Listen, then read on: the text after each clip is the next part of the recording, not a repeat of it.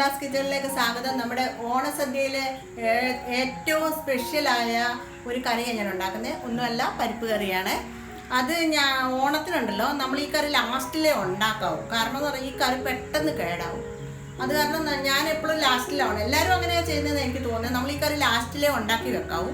അതിനുശേഷം നമ്മളിത് സദ്യയൊക്കെ കഴിഞ്ഞാൽ ഉടനെ എടുത്ത് ഇത് ഫ്രിഡ്ജിൽ വെക്കാമെങ്കിൽ നമുക്ക് വൈകിട്ട് കൂട്ടാൻ പറ്റും. അതല്ലെങ്കിൽ നമ്മളിത് പുറത്ത് വെച്ചേക്കുന്ന കഴിയുമ്പോഴത്തേക്കിന് ഇത് കേടായി പോകും. അപ്പോൾ നമുക്കതെങ്ങനെയാണ് ഉണ്ടാക്കുന്നത് നോക്കാം. അതിന് വേണ്ടിയിട്ട് ഞാൻ ഈ കപ്പിന് അരക്കപ്പ് ചെറുപയറിൻ്റെ അലകെടുത്ത് വെച്ചിട്ടുണ്ട്. ചെറുപയറിൻ്റെ എന്താ പറയുക, ഇത് തൊലി കളഞ്ഞ് ഇങ്ങനെ വാങ്ങിക്കാൻ കിട്ടുമല്ലോ, ഇപ്പോൾ എല്ലായിടവും കിട്ടും, നാട്ടിലും കിട്ടുന്നുണ്ട്. അത് ഞാൻ അരക്കപ്പ് എടുത്തിട്ടുണ്ട്. പിന്നെ അതിന് അരയ്ക്കാൻ വേണ്ടിയിട്ട് തേങ്ങ, കുറച്ച് ജീരകം വേണം, ഞാനത് എടുത്ത് വെക്കാൻ വിട്ടുപോയി. ജീരകം, തേങ്ങ, പിന്നെ പച്ചമുളകും കൂടെ മിക്സിയിൽ ഞാനൊന്ന് അരച്ചെടുക്കുന്നുണ്ട്. വെളുത്തുള്ളി ചേർത്തിട്ട്, വെളുത്തുള്ളി ചേർക്കും ഇതിന്. ശകലം മഞ്ഞൾപ്പൊടിയും ഉപ്പും ഇട്ടിട്ട് നമുക്ക് ആദ്യം പരിപ്പിനെ ഒന്ന്, ഞാൻ കഴുകി വെച്ചേക്കുവാണ് ഈ പരിപ്പ്. അതിനെ ഒന്ന് നെയ്ക്കകത്ത് വറുത്തിട്ടാണ് ഞാൻ ഉണ്ടാക്കുന്നത്. നിങ്ങൾക്ക് വേണമെങ്കിൽ എണ്ണയ്ക്കകത്തും വറക്കാം. പിന്നെ നമ്മൾ ഈ നെയ്യ് ഒഴിച്ചിട്ടാണല്ലോ പരിപ്പ് കഴിക്കുന്നത്. ചിലർ ആരും ഇത് കടുവ് വറക്കാറില്ല, പക്ഷെ ഞാനിതിന് കടുവ് വറക്കും. നമ്മളിപ്പോൾ ഇത് കടുവ് വറുത്താലും കടുവ് വറുത്തില്ലെങ്കിൽ ഈ സാധനം പെട്ടെന്ന് കേടാവും. അതുകൊണ്ട് ഞാൻ കടുവ് വറക്കാൻ വേണ്ടിയിട്ട് 2-3 കൊച്ചുള്ളി എടുത്ത് വെച്ചിട്ടുണ്ട്. കറിവേപ്പില, വറ്റൽമുളക്, കടുക് എടുത്ത് വെച്ചിട്ടുണ്ട്. പിന്നെ ലാസ്റ്റ് കടുവ് വറക്കാൻ നേരത്ത് ഞാനൊരു 1/2 സ്പൂൺ മുളക് പൊടി അധികം ചേർക്കരുത്, ചുമന്നിരിക്കും. ഈ കറി ഒരു ലൈറ്റ് കളർ, മഞ്ഞ കളറല്ലേ വരിക. അപ്പം പിന്നെ അതുപോലെ തന്നെ ഞാനിപ്പം വെക്കുന്ന കുക്കറിൽ ഞാൻ ഒറ്റ വിസിലേ അടിക്കത്തുള്ളൂ. ഈ പരിപ്പ് എനിക്കങ്ങ് ഒത്തിരി വെന്തങ്ങ് അളിഞ്ഞു പോകുന്ന ഇഷ്ടമല്ല. ഇങ്ങനെ ചെറിയൊരു തരിയായിട്ട് കിടക്കണം, അപ്പോഴാണ് ആ ശരിക്കുള്ള നമ്മുടെ ആ പരിപ്പ് കറിയാവുന്നത്. അപ്പം നമുക്കിത് എങ്ങനെയാണ് ഉണ്ടാക്കുന്നത്. ഞാൻ ഈ പരിപ്പ് ഇതിലോട്ട് ഇട്ട് കൊടുക്കുകയാണ്. ഇതിൻ്റെ ഒരു വെള്ളം തന്നെ ഒന്ന് മാറിയതിന് ശേഷം നമുക്ക് നെയ്യ് ചേർത്ത് കൊടുക്കാം. ചെറുതായിട്ട് വെള്ളം തന്നെ ഉണ്ട്. ഇത് ഞാൻ കഴുകി വെച്ചതാണ്, കാരണം ഇതിങ്ങനെ പാക്ക് ചെയ്തൊക്കെ വരുന്നതല്ലേ. അപ്പോൾ നമുക്കിത് കഴുകാതെ ഉപയോഗിക്കാൻ പറ്റത്തില്ലല്ലോ. ചിലരിത് വറുത്തിട്ട് കഴുകും, ഇങ്ങനെ എണ്ണ ഒഴിക്കാതെ തന്നെ റോസ്റ്റ് ചെയ്തെടുക്കും. ഞാനിതൊന്ന് വെള്ളം പറ്റിയതിന് ശേഷം ശകലം നെയ്യ് ഒഴിച്ചിട്ടാണ് വറുത്തെടുക്കുന്നത്. അപ്പോൾ നല്ല ടേസ്റ്റ് ആയിരിക്കും. അതല്ലെന്നുണ്ടെങ്കിൽ വെറുതെ ആയാലും നിങ്ങൾക്ക് വറുത്തതിന് ശേഷം വേണമെങ്കിൽ കഴുകിയെടുക്കാം. ഇത് ഒന്ന് വെള്ളം വറ്റി നല്ലതായിട്ട് ഉണങ്ങി വരട്ടെ. വരണ്ട് വന്നതിന് ശേഷം വേണം നമുക്ക് നെയ്യ് ചേർത്ത് കൊടുക്കാം. ഒരു ശകലം നെയ്യ് ചേർത്ത് കൊടുത്തു, ഒന്ന് മൂപ്പിച്ചെടുക്കട്ടെ.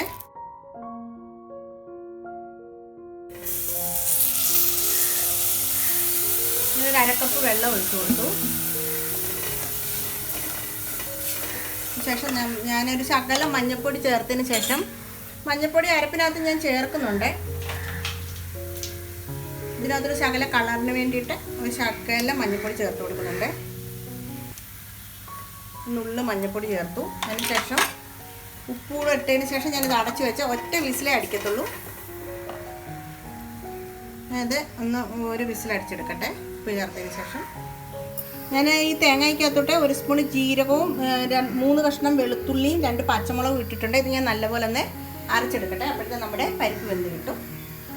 ഞാനിത് 2 വിസിലടിച്ചു, ഒന്നല്ല, 1 വിസിലെന്ന് പറഞ്ഞെങ്കിലും ഞാനത് 2 വിസിലടിച്ചു. കാരണം നെയ്ക്കകത്ത് വറുത്തതുകൊണ്ട് ശകലം ടൈം എടുക്കും ഇതൊന്ന് വേവാൻ. 2 വിസിലടിച്ചു.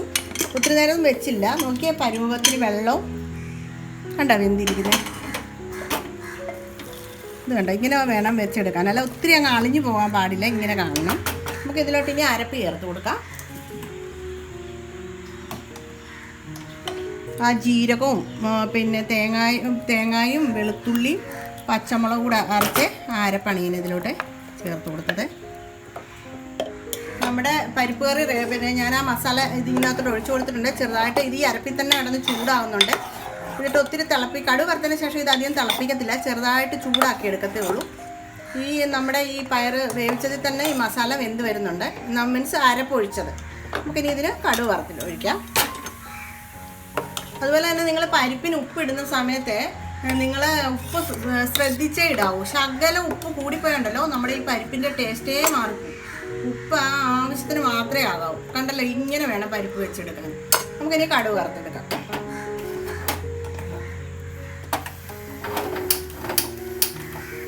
ഇതിനകത്ത് ചിലരൊന്നും കടുക് വറക്കാറില്ല ഇതിന്. ഇത് നെയ്യ് ഒഴിച്ചിട്ട് അങ്ങനെയാണ് കഴിക്കുക. ഞാൻ കടുക് വറക്കാറുണ്ട്.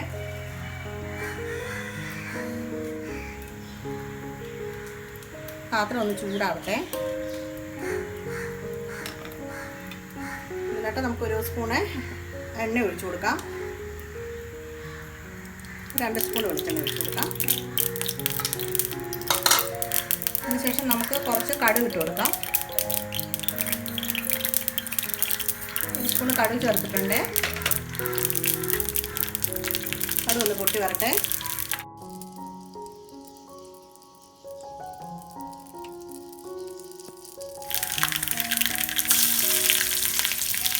ചുവന്നുള്ളി ഇട്ട് കൊടുക്കൂ.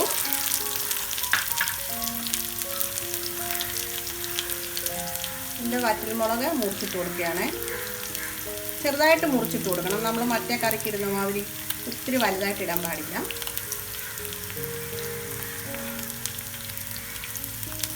അതിനുശേഷം നമുക്ക് ഒരു തണ്ട് കറിവേപ്പില ചേർക്കാം.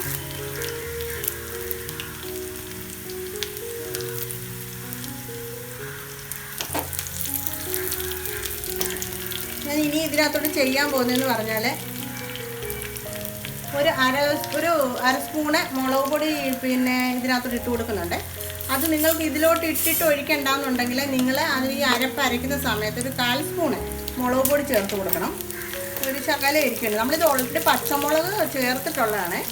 എങ്കിലും ആ കറിക്കൊരു ടേസ്റ്റിനും നല്ലതാണ്, അതുപോലെ തന്നെ ഒരു ഭംഗിക്കും വേണ്ടി അങ്ങനെ ചെയ്യുന്നത്. ഞാനൊരു 1/4 സ്പൂണ് മുളക് പൊടി ചേർത്ത് കൊടുക്കുന്നുണ്ട്. ഇതിനകത്തോട്ട് ഒന്ന് മൂക്കട്ടെ.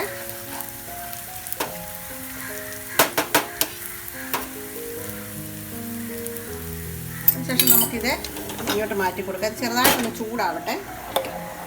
ഇതിലോട്ട് ഒഴിച്ച് കൊടുക്കാം.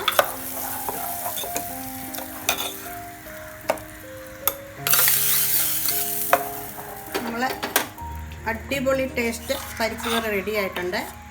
നിങ്ങൾക്ക് ലൂസായിട്ട് വേണമെങ്കിൽ കുറച്ച് ലൂസായിട്ട് എടുക്കാം. ഞങ്ങൾക്ക് ഇങ്ങനെയാണ് ഇഷ്ടം. ഞാൻ തീ ഓഫ് ചെയ്യുകയാണേ. ഞാനിനി ഇത് വേറൊരു പാത്രത്തിലോട്ട് മാറ്റട്ടെ. നമ്മുടെ പരിപ്പ് കറി റെഡി ആയിട്ടുണ്ട്. വേണ്ട കണ്ടല്ലോ, നമ്മുടെ ടേസ്റ്റിയായ പരിപ്പ് കറി റെഡി ആയിട്ടുണ്ട്. ഓണത്തിന് എല്ലാവരും ഇതുപോലെ തന്നെ ചെയ്യുക. എല്ലാവരും ഉണ്ടാക്കി നോക്കണം. വളരെ ടേസ്റ്റിയാണ്. ഞങ്ങൾ ചോറുണ്ടാൻ പോവാണ്. പരിപ്പ് കറിയുടെ മണം അടിച്ചപ്പോൾ ഇവിടെ എല്ലാവർക്കും ചോറ് വേണം. Thank you.